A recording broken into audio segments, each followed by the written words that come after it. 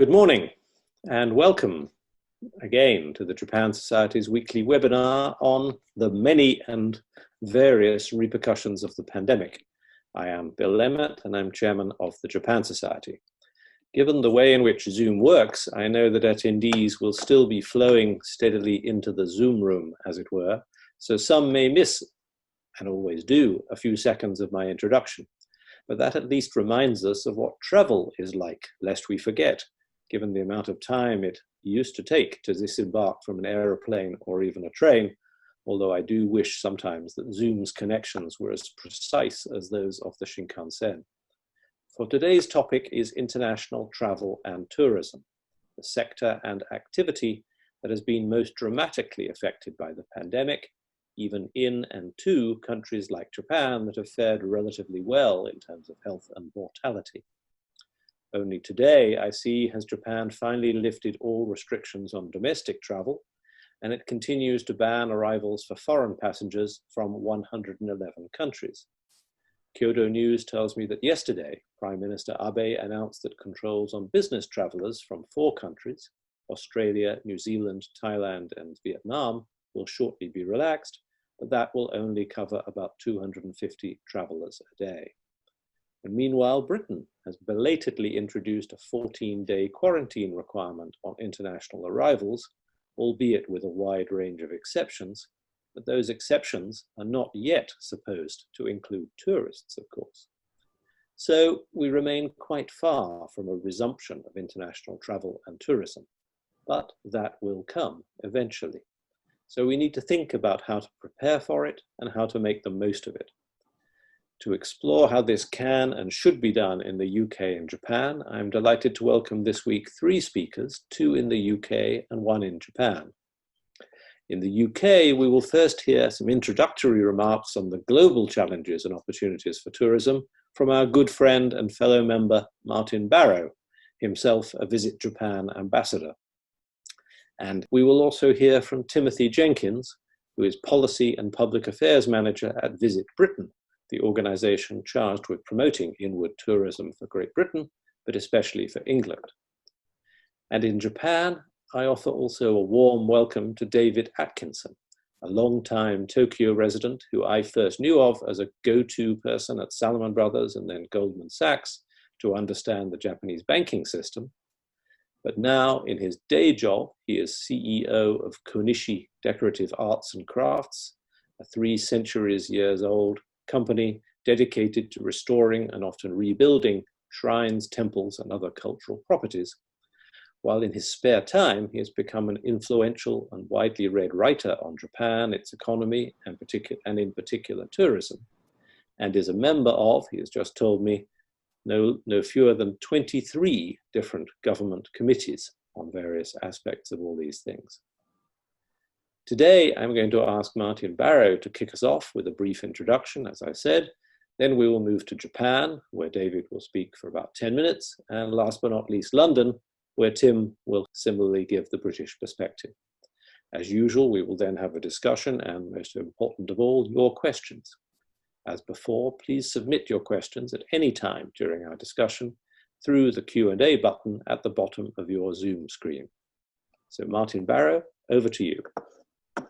Thank you, Bill. My focus is on the global importance and relevance of tourism and the actions needed to recover from COVID-19. When I first visited Japan in 1964, there were 300,000 foreign visitors, and it rose last year to 32 million. The UK's had a long history, of course, of promoting tourism, while in Japan it was only formally launched by Prime Minister Koizumi in 2003. The importance of the sector is not well understood by some governments and wider society across the world. There has been progress due to the good work of the UNWTO and WTTC, but we must ensure the industry is at the top table alongside trade, investment, financial services, education, and so on. I remember 6 years ago, 4 Asian leaders visiting the UK, and when they gave keynote speeches on economic links, none of them mentioned tourism. The industry contributed over 8 trillion to the global GDP in 2019, 10% of the total, and 330 million jobs. The industry has many sectors, but is also a driver of supply chain sectors, ranging from aircraft manufacturers to engineering, design, and of course food. It also links in closely and supports art and cultural developments. The links to inward investment and academic sectors is important, as both bring benefits to tourism, with more relatives and friends visiting those working or studying overseas. Inhibiting issues such as complex visa processes and sustainability environmental issues are critical, needing global collaboration. On COVID-19, the World Travel Tourism Council just announced yesterday an updated 4-point plan. Firstly, a coordinated approach to re-establish effective operations, opening borders with countries with similar circumstances and removing other barriers. Secondly, enhancing existing seamless travel experience by adding health components and combining the latest technology. Thirdly, adoption of global health and safety protocols defined by the sector, health experts and the public sector to provide assurance to travellers that it's safe to travel again. And fourthly, continued government support in terms of fiscal incentives and protecting staff. In conclusion, there remains an essential need for joined up planning in every country across the world, ensuring teamwork and collaboration. Domestic travel will, of course, recover more quickly than international tourism, but I remain optimistic about the resilience of the sector, and if we all work together across the world, we will have a strong recovery in 2021, including business travel. Thank you. Thank you very much, Martin. That's a characteristically positive and optimistic and very clear overview of the global scene. We'll certainly come back to you during discussion and questions. Now I'm going to move to Tokyo to David Atkinson to ask for the Japanese perspective. David. Good morning. Actually, I was at the Prime Minister's office this afternoon for the I think it's bi-monthly meeting we have there, talking about tourism. Almost all of the ministers who are affected by the tourism strategy come along to that meeting every 2 months. And we haven't had that meeting actually for the last couple of months, but we restarted today for the first time to start thinking about what needs to be done over the course of the next few years. The basic thrust of the discussion today ran along these lines, which is that the tourism objectives that the government set a few years ago are basically being left unchanged. It was going to be 40 million people this year. That obviously is not going to be reached. But the 2030 target of 60 million people and 15 trillion yen in revenues, I think is going to be maintained. And the strategy for achieving that is being restarted as we speak. I don't tend to think, and I think the strategy here doesn't tend to think of tourism strategy in terms of countries. It tends to think of it in terms of distance. So domestic tourism to me is very short haul, and that is going to start up, is basically starting today. The Go-To campaign, which is the very, very short haul domestic, if you like, Japanese, if you will, campaign starts fairly soon, probably the late July, early August, and the government is providing 2.3 trillion yen worth of subsidies for people to go and visit various different places throughout Japan. Interestingly enough, this I think has been designed in a particularly intelligent fashion. Rather than simply giving out 2.3 trillion yen worth of subsidies to anybody in the tourism industry, what they're doing is they're subsidizing people who travel, which means that tourist destinations that are chosen by the consumer are the ones who will get the money.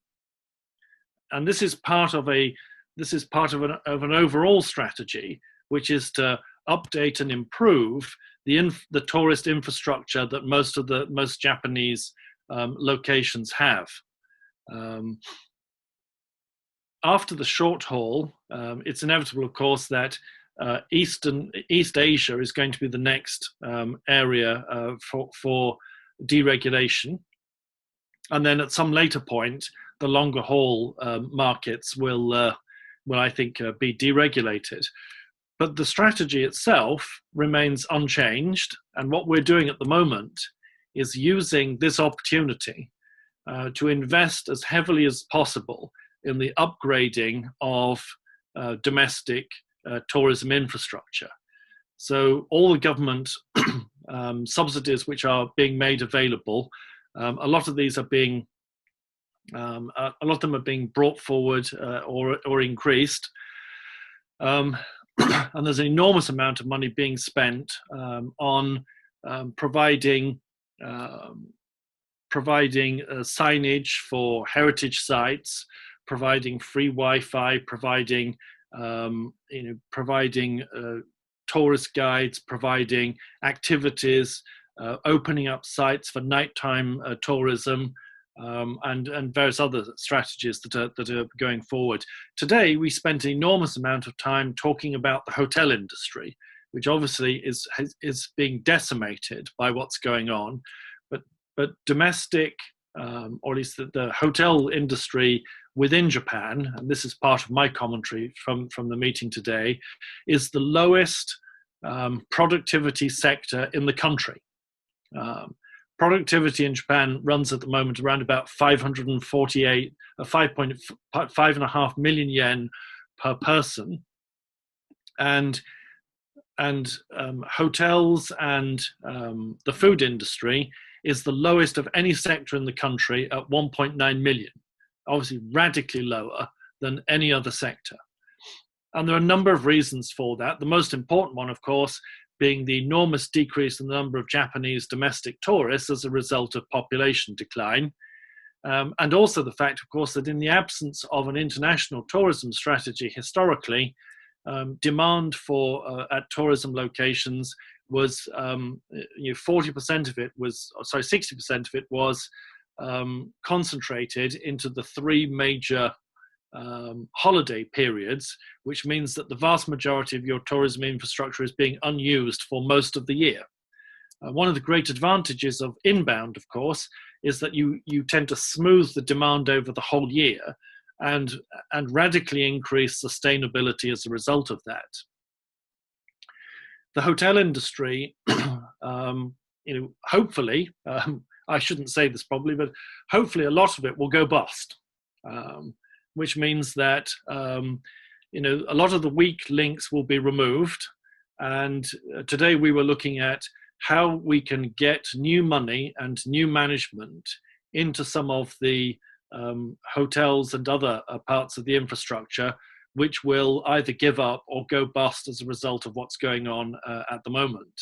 And how do you revitalize, rebuild that infrastructure over the course of the next couple of years? One of the most important parts of that, of course, is because the Japanese tourism strategy is so focused on achieving the right balance between number of tourists and revenues, and because the main purpose of the inbound strategy is to produce revenues.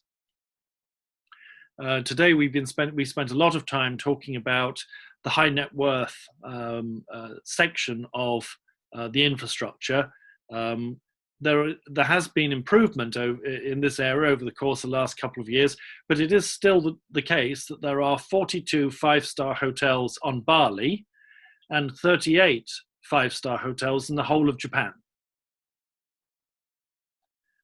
And that's gone up because it used to be 28. So we have seen some improvement over the course of the last couple of years. But obviously, if you want to get the higher net worth individuals to come to Japan and to spend the types of money that they do, especially in heritage, in in cuisine and modern art and a lot of the other areas where their impact can be so enormous, then they have to have an appropriate place to stay. And that has been a major weakness in the infrastructure over the course of the last couple of years. As the inbound strategy has been built up from the bottom, we are now getting to the point where the high net worth individual can be more of a focus. And I think over the course of the next couple of years, the significant upgrade of the Japanese infrastructure will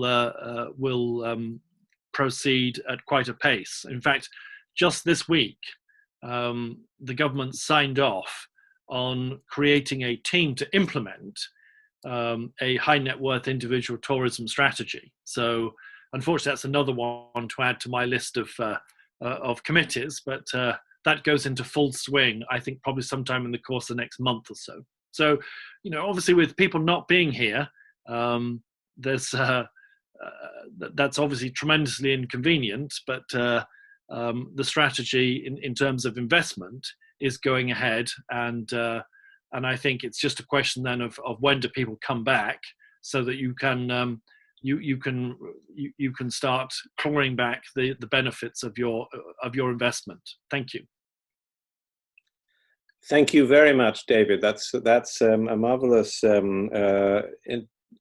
survey of the Japanese scene. In particular, that I think what it reminds me of is how a great misconception about tourism currently in Japan is that it's dominated by volume of Chinese visitors, whereas actually what you've clarified for us is that in fact the tourism infrastructure has been so geared to the domestic market that it's that domestic focus that has basically forced it down into the low value end of the range, rather than and the lack of an international tourism strategy. So that's a very good background to our discussion. Now, Timothy Jenkins, I'm going to go over to you for Britain. I imagine that Britain probably has more five-star hotels than Bali, I hope. But nevertheless, I ask you for the British perspective. Tim. Thank you very much, Bill, and thank you for inviting me here today. Tourism in the UK is very big business. It's worth over £127 billion to the UK economy. It's also the third largest service export in the UK. And as well as these direct investments, it's also a driver of foreign direct investment. Last year, the UK attracted almost a third of all the inward investment in the hotel industry in Europe. And as well as that, leisure and hotel industry, people who have travelled to the UK, we know from our research, are 16 times more likely to want to do business in the UK. They're also much more likely to see the UK as a more benign force in the world, and as a place that is good for education as well as good for business. So at the moment, like the rest of the world, the UK is seeing huge impact from the COVID-19 pandemic, with travel to the UK falling almost to zero, visa applications falling to practically zero. And we at Visit Britain have been planning during this period for the recovery, as well as advising government. So our activity so far has fallen into a number of different buckets. So we have been, first of all, running a campaign to keep Britain front of mind during this period. This has involved things like sharing content of Netflix series like The Crown that people have been able to access during lockdown, which engages with British culture, recipe ideas for traditional British dishes like scones and high tea, things like that, as well as providing Spotify lists of great British artists such as the Beatles and Stormy. We've also been supporting English destinations. A number of destinations have had to, this is destination management organisations that Visit Kents and Marketing Manchesters of this world. Many of them are seeing a lot of financial hardship at this time and have had to go on furlough for their staff. So we've been given £1.3 million of emergency funding to tide some of these destinations over. We have also been providing government advice and developing policy at this time, as well as doing economic modelling. So, for example, we have a model dated the 3rd of June this year, looking at the potential impact of COVID-19 on the tourism industry.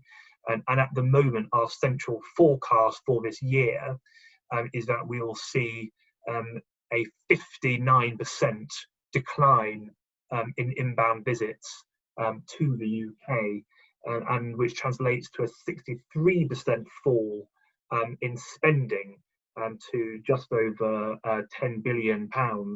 And when you consider that last year we had a record-breaking £28 billion of spend from inbound visitors, you really see this very, very, very large fall for 2020. But in terms of our policy suggestions, we, in rapid consultation with the tourism industry in the UK, we consulted with the industry and developed a number of policy proposals which would help the UK tourist economy recover after this period, but also make it more sustainable in the long run. So, for example, we have called for a new bank holiday in October to help drive some of that domestic demand and see that return. We've also asked for clear and certain timelines on when certain measures are being relaxed, having a good lead-in time for that information so that businesses can prepare for them. Also, we have developed a we're ready to go charter mark, so that businesses in the UK will be able to do an online certification scheme to have this we're ready to go charter mark that gives customers confidence that businesses are COVID secure and safe. It provides that guidance and certainty for business about what they need to be doing to keep their customers and staff safe, and to give that sort of confidence for people to start travelling again. We've also been supporting global cooperation on international standards and international travel. So I have attended a number of OECD tourism committee meetings. We have been providing information to the OECD committee on a rolling basis on what we have been doing to prepare the tourist economy for the recovery, as are all the other member states, including Japan, so that we can share best practice. And in terms of the long-term future, what we are calling for is for the implementation of something called the Tourism Sector Deal. This was a policy announced by the previous Prime Minister, Theresa May, in June 2019. And this was a partnership between government for long-term economic growth, with policy proposals such as tourism zones, which are targeted support to destinations, and a tourism data hub, which is all about using private sector data to provide insights for businesses. And so we are calling for financial support from the government to implement these policies, which have already been agreed. We're also asking for the government to give a extension for visit visas. So if you think that the main visa offer for a visitor from China is a 2-year standard visa, and now if you booked that in 2018 or 2019, then you might miss out on coming to the UK either for the first time or a second time. So we're asking for an automatic extension to those to encourage people to delay their travel to the UK rather than to cancel it. We are also looking to the future. We are not going to return to a situation like we were in the past. People have seen the impact of modern day lifestyles on the environment during this lockdown period, and people are starting appreciating the natural environment a lot more. So they are wanting to see a return to growth, but a greener way of doing things. And so we want to use this opportunity to reset consumer behaviour and the way that we market ourselves. And we very much support the UK government's creation of a Jet Zero Council, which includes environmental groups and the aviation sector, to see how we can have a green aviation sector going on in the future. Because the UK is one of the most connected countries in the world, one of the largest air networks, but is also a leader in green technology. So we really are keen to see how we can solve those problems. We've also been giving crisis communications advice to the tourism industry.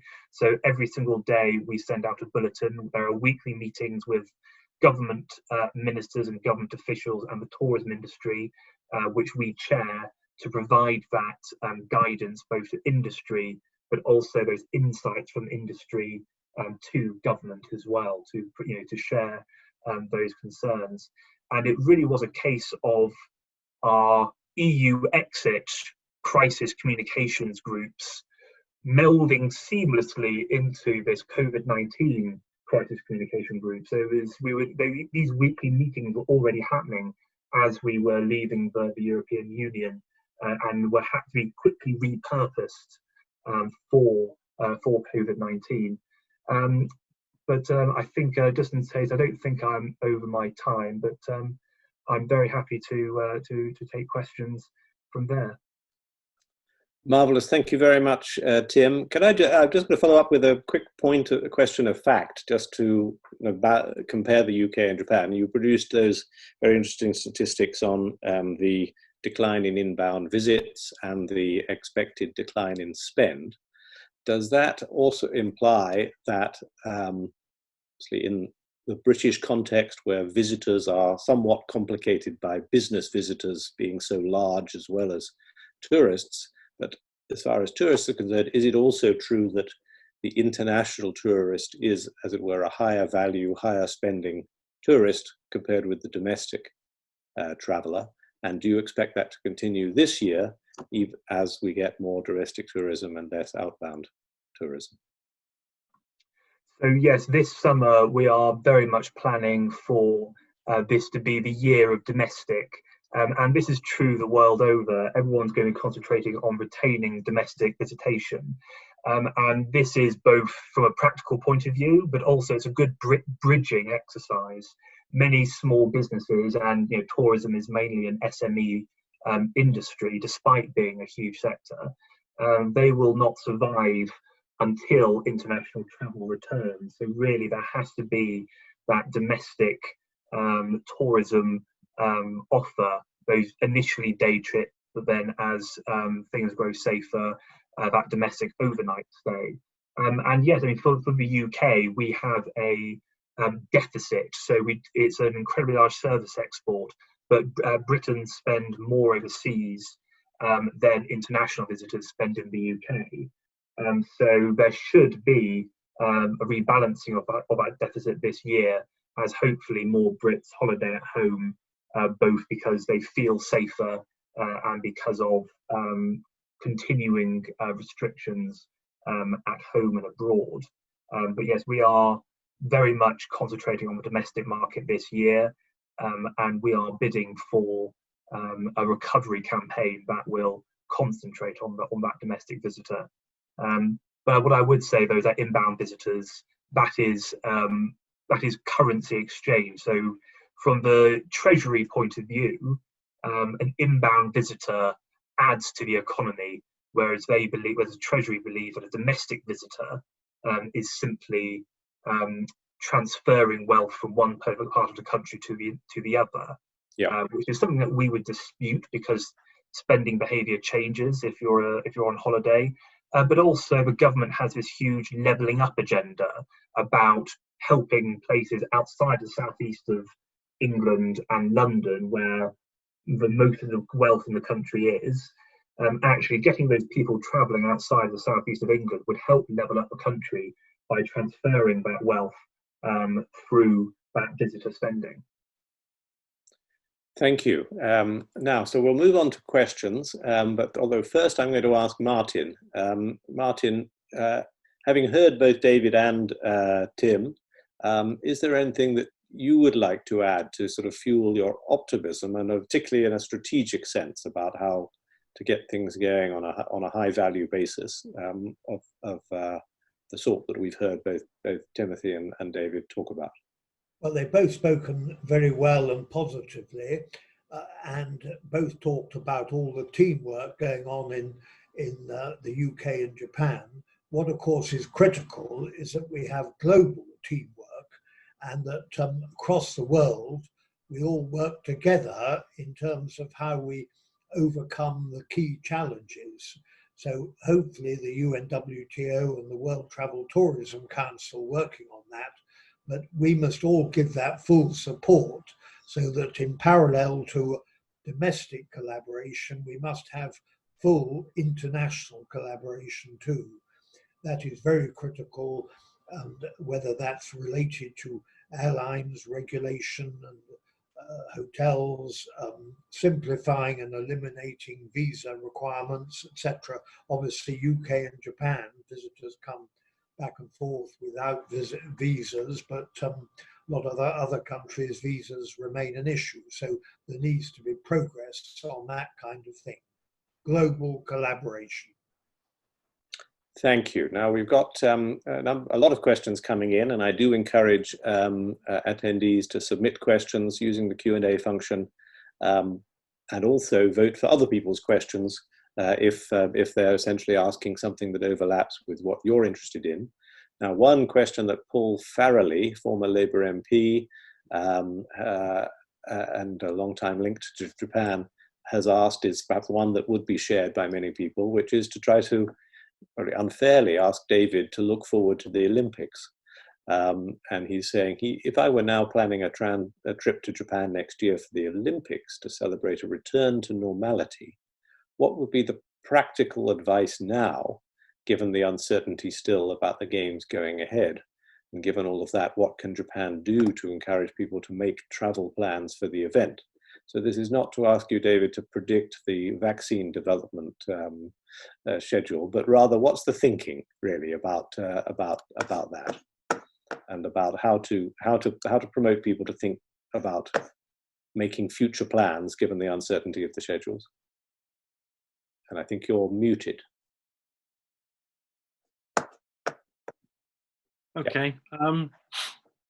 Yes, that's obviously quite a difficult one.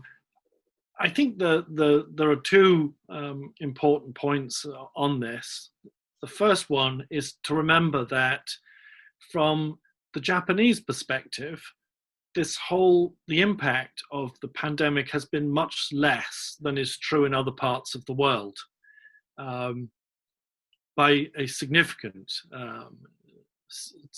factor. And despite all of the arguments about testing and various other things, I actually spent quite a lot of time, in fact today, looking at this. If you look at the data for deaths above the ordinary number of expected deaths per month, obviously the number of expected deaths is much greater than the numbers for COVID-19 deaths. But having said that, you're looking at probably in many parts of Europe twice or three times the level of deaths relative to the number reported. For Japan, it's much bigger than that. It's somewhere between 6 and 8 times, but it's often incredibly low base. And so I think the important thing to think about here is that from the Japanese perspective, this is more a problem for other parts of the world than it is for here. And in fact, I think the Japanese would probably have gone ahead with the games if they had thought that people were going to come. And I think actually the decision to postpone the games was not a Japanese decision. It was a decision on whether other countries felt comfortable sending their participants out of their country. And I do think that the decision will be driven in the same way. It will not be driven by the Japanese. It will be driven because they will say yes. It will be driven by whether countries in other parts of the world feel comfortable participating or not. But won't it, sorry to challenge you on that, I mean, Japan now has a ban on visitors from 110 countries. Right. You are the safe place. It's the other countries that are the dangerous places. Right. We are the infected people in the world. Right. Why will Japan feel differently next spring, Shay, in the planning to the Olympics, about the safety for Japanese of having all of these infected foreigners coming? Yeah, I mean, that's never really been an issue because, when people come in, you can have them tested, and the Olympics in and of itself, I mean, we're talking about the Olympics as a sporting event. People coming to participating in the sporting event is not quite the same as whether you allow enormous numbers of people to come and visit, to actually watch it. And in terms of the sporting event, that obviously is something which you can control fairly carefully because the participants themselves, in a sense, are quarantined as a result of the nature of the event. Whether you have people coming to watch the games or not is a separate decision. Yeah. But again, we are talking about next summer, and I think, as Martin suggested, it then comes down very much to a question of how you, in a sense, police the process of having people tested when they arrive. So I think, I think there's the question of how you test and how you decide to allow people to move around the country is a much bigger issue than the other issues that are outstanding. If I were coming in actually from the rest of the world, as I said, because of the health differences, I would actually feel a lot more comfortable, I think, coming here than perhaps if we were holding the games somewhere else, because not only have the numbers of cases been so very, in terms of infection, been so very low, but of course, even within that, the number of deaths has been incredibly small, and the response from the health system has been splendid. So I think from that perspective, it's I think there are very few issues in terms of that. Yes, no, I can absolutely see that. So just to make it more general and keep you on the screen, Stephen Perlman has asked, what are the prerequisites that the UK would have to fulfill in terms of its containment of COVID and to consider opening up its borders to tourists and business visitors from the UK? Which is, let's say, what are you hearing about, as it were, the process of decision making that's going to determine the relaxation of the foreign travel controls? Yeah, I mean, this speaks to what Martin always talks about, because it's a very complicated process. The foreign ministry will do most of the negotiations on a country-to-country basis. When people arrive here, they will be subject to regulations from the Ministry of Health and Welfare. And in terms of tourism and how they move around the country, that will be determined by the Ministry of Infrastructure and Construction. And at the moment, getting these three people to talk to each other is one of the things we're talking about. I personally think that the issue of opening borders is actually much more an issue of what you do when people arrive here than it is whether you allow them in or not. Because don't forget, there are still people coming in, and some of them are infected and some of them are not. But I think it will be much more of a question of what the guidelines for people moving around will be, and that has not been decided. Right. Okay. Thank you. No, that's very clear. That's a general question which affects both the UK and Japan. To move away from COVID for the moment, Daniel Nardoni has asked, can you speak to the impact of tourism in both the UK and Japan on the soft power, so-called, of each respective country? Let's ask Tim Jenkins about that. How do you, strategic terms, think about tourism as a soft power asset or influencer for Britain, and are there lessons for Japan and vice versa? Tim. Absolutely, and over the years we have been approached by a number of prefectures in Japan to talk about the role of tourism in soft power and nation branding, particularly ahead of the Rugby World Cup and also the Olympics as well. So Visit Britain sits on the Soft Power Board, which is a cross-departmental body chaired by the Foreign and Commonwealth Office. I wrote a paper on the role of tourism and soft power in 2018 as well. And Visit Britain has traditionally been tourism has been an overlooked part of the soft power equation. Often the British Council and the BBC are put front and centre, but actually a lot of the time it is that person-to-person contact that international travel has that passive engagement with TV and movie content doesn't have. And tourism is less impactful in terms of perceptions than international education, but at the same time is of a much bigger scale. So if you like, it sits in very nicely in the middle between accessing a mass audience whilst also having that depth of engagement. As I said, people who visit the UK are much more likely to see us as a benign force in the world. They're much more likely to see us as a good place to do business. And if you look at our strengths on the Nation Brands Index and also in the Portland Soft Power 30 survey, which is the most comprehensive measurement of soft power, the things that we do very well at are education and culture. And particularly at a time when international perceptions of the UK as potentially unwelcoming following the decision to leave the European Union, actually our cultural offer is something that has maintained positive perceptions of the UK. And so, tourism does need to be a much more acknowledged a lot more in central government in terms of its importance to soft power. And we did do a lot of engagement with a think tank called the British Foreign Policy Group, which is very much involved in this soft power discussion. And they very helpfully wrote in one of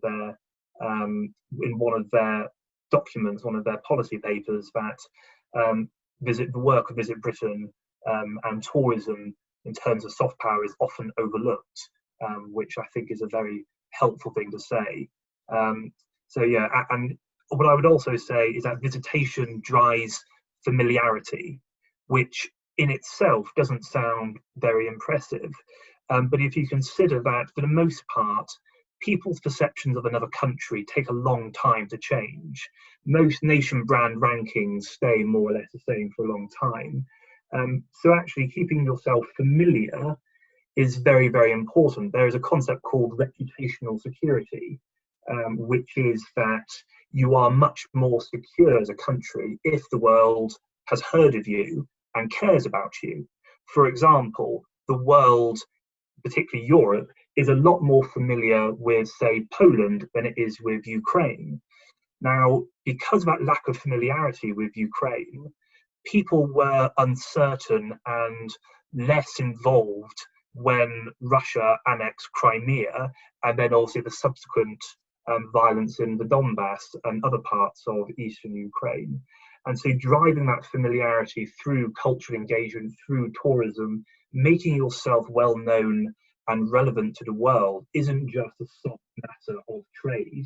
It can also drive those things which, when there are geopolitical shocks, the world will have a much more close reason to intervene and care and help you, which there wasn't necessarily in Ukraine in 2014. Interesting. And David, is that, I mean, clearly in principle, that's a factor for Japan too, but in practice, does the Gaima show talk also along with these other ministries that don't talk to each other, if you like, in the joined up government? Is this an explicit part of the Japanese tourism strategy? Not that I've ever heard. Probably. My connection with the tourism strategy started 5 years ago and was purely an economic argument. From between 2015 and 2060, the number of 15 to 64-year-olds in Japan will drop 42.5%. And the total population will drop by about 32%. By far the largest decrease for any developed economy of any size anywhere in the world.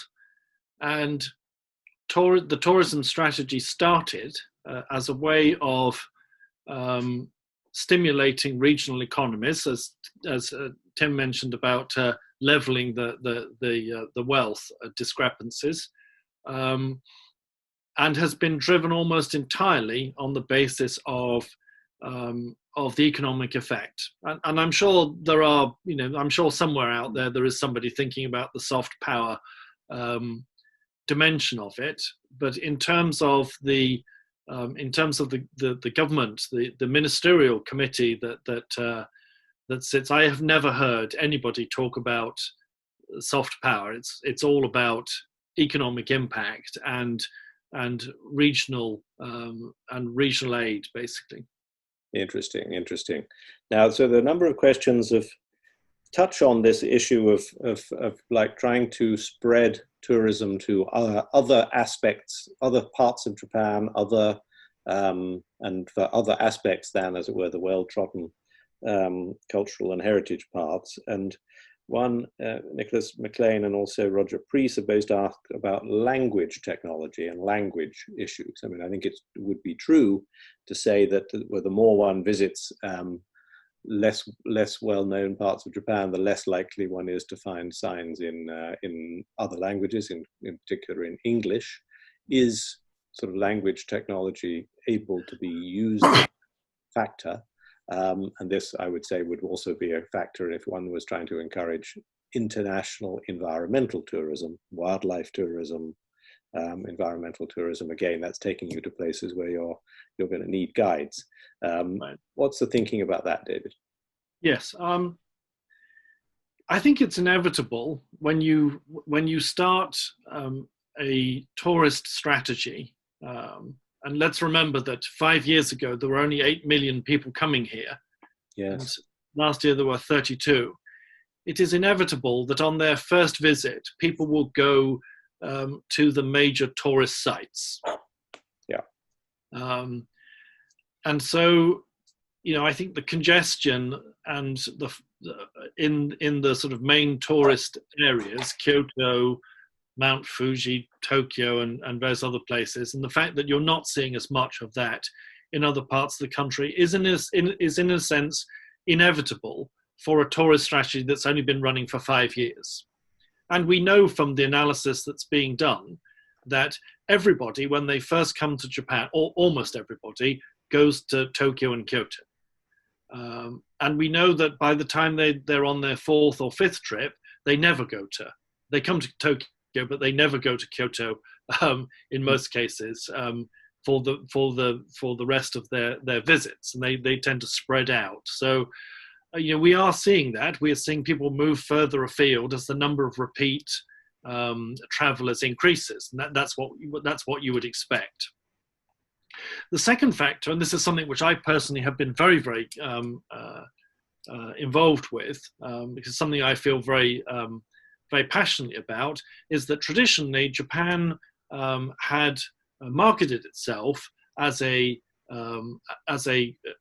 cultural heritage tourism destination. Almost everything you saw from JNTO or from Japan was going to be about festivals and temples and shrines and tea and stuff like that. And there was very, very little focus on nature. in fact, almost none. When I first arrived, I forget what the exact numbers were, but less than 10% of all the marketing and advertising that Japan did had any component of Japan's natural resources. Yep. You know, there was nothing about rafting or bird watching or snow or Hokkaido or none of that was there.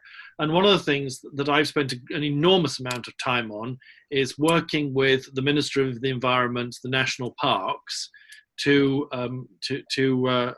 get the national parks to be an important, if not the most important part of the Japanese tourism strategy.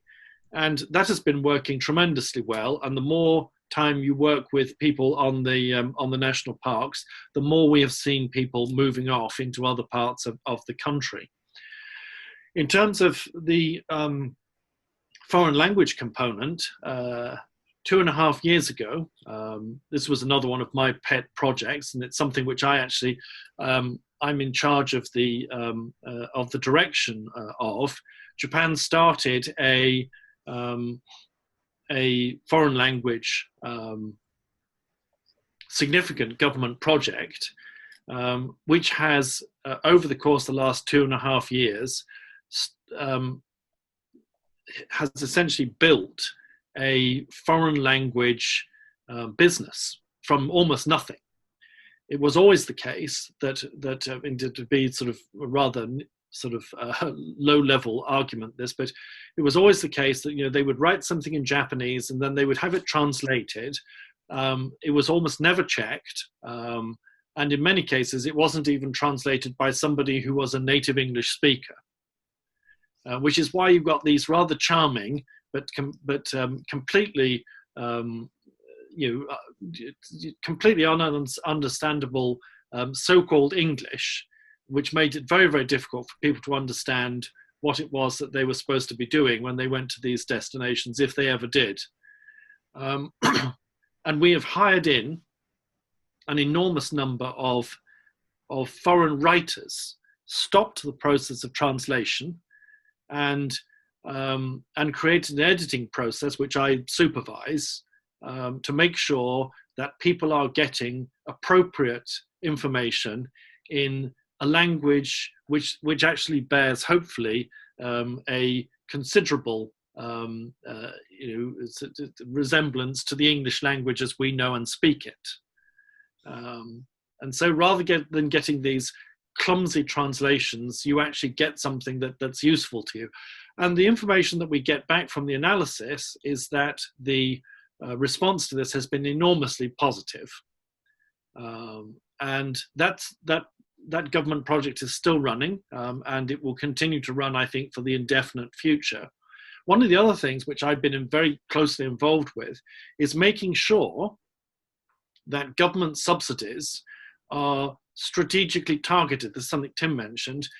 And what we did actually at the beginning of this year was to look at all the different ministries and all the different government subsidies available and see which parts of the country they were going to, and making sure that there were no gaps. Because tourism is, it's a comprehensive business. You don't go there to a destination just to see something. Mm. You will tend to spend time in some of the other areas too. And so, for example, if the museums were being, if signage was being created for the museums, and perhaps there was money being spent on the local national park in the visitor center and with the guidance process, you would often find that they hadn't created a Wi-Fi process. And you think, well, why wouldn't they do that? Or, for example, there would be the cultural agency would have provided money for something, but the national park had not. And so now what we do is we make sure that for each of the different areas, if a significant number of government subsidies are being applied to that area, then other government agencies that are also providing tourism subsidies and advice have to explain why it is that they have not participated in that area.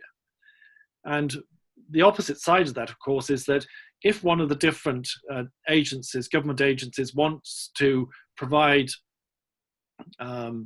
advice or government subsidies into an area where there is no other subsidy being provided, then they have to go talk to all the other agencies to see whether those agencies will provide their subsidies and advice into this area, which they haven't done traditionally. And the idea, of course, is to make sure that you get a holistic experience rather than a bitty and completely unstrategic investment of government time and money. And this actually has been working tremendously well.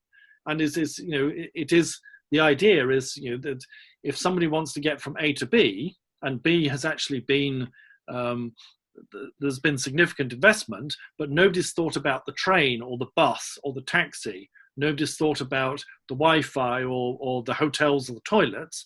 That that all of the various different government agencies will go and look at it and in a holistic process. And one of the things I've spent a lot of time in doing is getting the destination marketing organizations, as they used to be called, which now I'm very keen for them to be destination management organizations, is to get them to play a much more significant role in making sure that there are no gaps in the infrastructure and to spend a lot less time advertising and a lot more time in improving the infrastructure, working on the assumption that if you get the quality of the destination up, that with the correct level of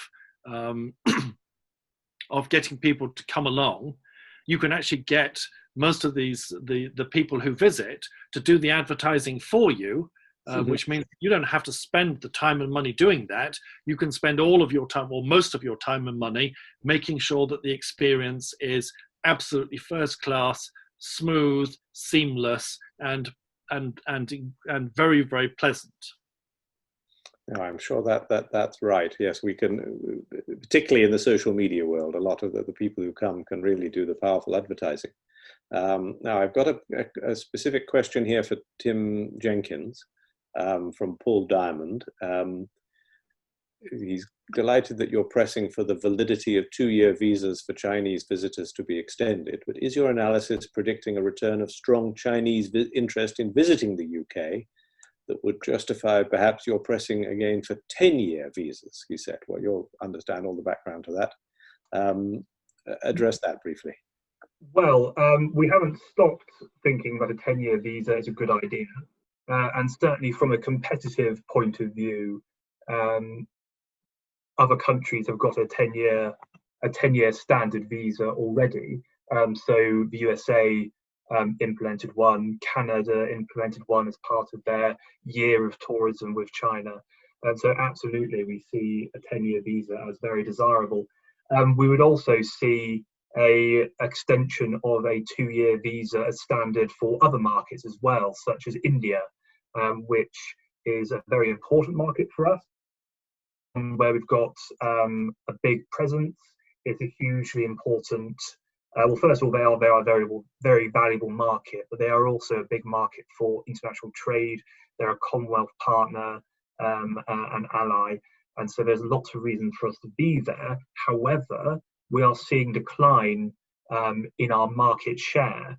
So France overtook us as the top destination for Indian visitors to Europe a couple of years ago.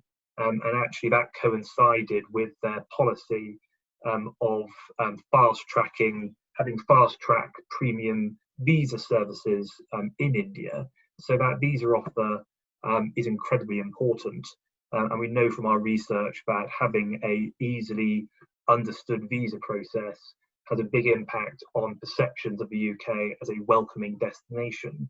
And I think you could extrapolate that data and apply it to the quarantining rules, which of course are a necessary measure, but they will, after a time, possibly impact on the perception of the UK as a welcoming destination, particularly in the context of the ending of free movement as well. One, we are closing down on our time, but I'm going to ask Martin whether he would like to say a few words in a second. But I'm just going to lob in a question which is really for either Martin or David, which is a distinction between Japan and the UK, where Japan is more dependent on tourists, on visitors from one or two or a smaller number of countries currently, particularly China. And he's asked, Warren Stanislaus is asking, what are the geopolitical risks of inbound tourism to Japan? Does dependence on Chinese tourists and Beijing's ability to manipulate tourist flows sort of play an important role? And are there questions about the interests of tourists about visiting some controversial sites that Japan may want to showcase in a different way? So David or Martin, is there an issue in geographical dependency? David first, and then we'll come to some final words from Martin. Yeah, I mean, if you look at the UN WTO data, it's inevitable that the shorter haul traveler will always be a bigger percentage of your inbound market. I think the numbers are roughly 80% are going to come within your area. And so because Japan is right next door, it's inevitable that the vast majority of its tourism numbers are going to come from Asia. Having said that, the percentage of people coming from China as a percentage of all people visiting Japan has been decreasing. And that is not a coincidence. That was a decision made 3 years ago, something that actually Martin and I had spent a lot of time talking about.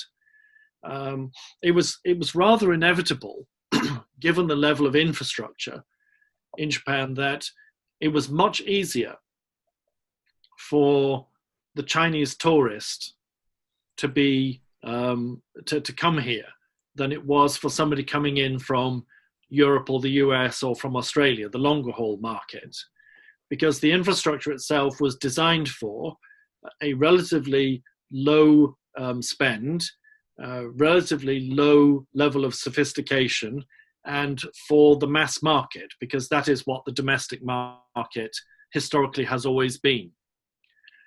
And so it was much easier to get people to come from China than it was to come from other areas.